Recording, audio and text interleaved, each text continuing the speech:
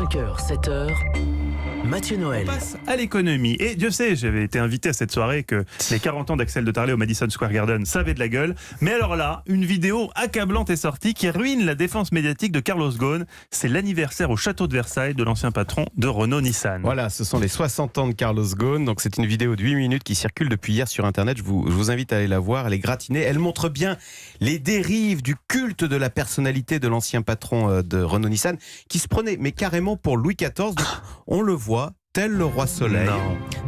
Cette musique d'ailleurs accompagne la vidéo. Il est en haut des marches de Versailles, il accueille ses convives autour de danseurs, de domestiques, de serveurs en tenue d'époque. Donc je vous laisse imaginer. Il y a d'abord un cocktail, puis il y a un dîner aux chandelles dans la galerie des glaces, avec toujours servi par des domestiques en tenue d'époque. Et enfin, le clou du spectacle, un immense feu d'artifice qu'on a pu admirer, donc tiré depuis les jardins du château de Versailles, et qu'on peut admirer à travers ces glaces de la galerie des glaces. Voilà. Tout cela est éblouissant.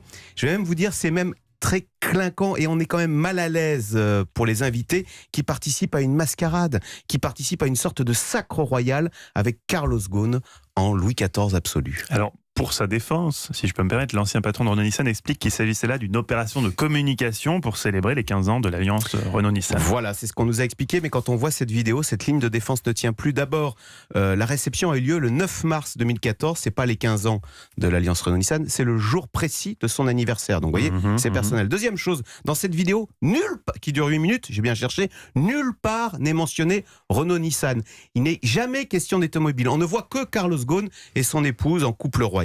Et puis la liste des invités, il n'y a pas de ministre, il y a des écrivains, il y a même, alors on se demande ce qu'il fait là, il y a l'acteur François Cluzet. Vous voyez, c'est Carlos Ghosn qui fête son anniversaire parmi les siens, mais cet anniversaire est payé par Renault-Nissan, une facture quand même de plus de 600 000 €. Mais d'ailleurs, tout cela finalement est très raccord. Vous vous souvenez de Louis XIV qui disait « L'État, c'est moi, je fais ce que je veux ». Eh bien là, le parallèle est flagrant. C'est Louis XIV qui dit « Renault-Nissan, c'est moi, je fais ce que je veux ». Et alors, quel impact peut avoir cette vidéo, d'après vous, sur le procès de Carlos Ghosn et l'avenir de Renault-Nissan ? Alors, le procès, il aura lieu l'année prochaine. Ce qui est plus embêtant pour Carlos Ghosn, ce sont surtout les soupçons de détournement d'argent. Mais techniquement, je vais vous dire, cette vidéo, pour l'avenir de Renault-Nissan, c'est plutôt bon, parce que justement, on a là la preuve accablante de ce pouvoir très personnel, très égotique, et ça permet finalement de tourner la page de Carlos Ghosn et de reconstruire cette alliance éprouvée par cette affaire Carlos Ghosn.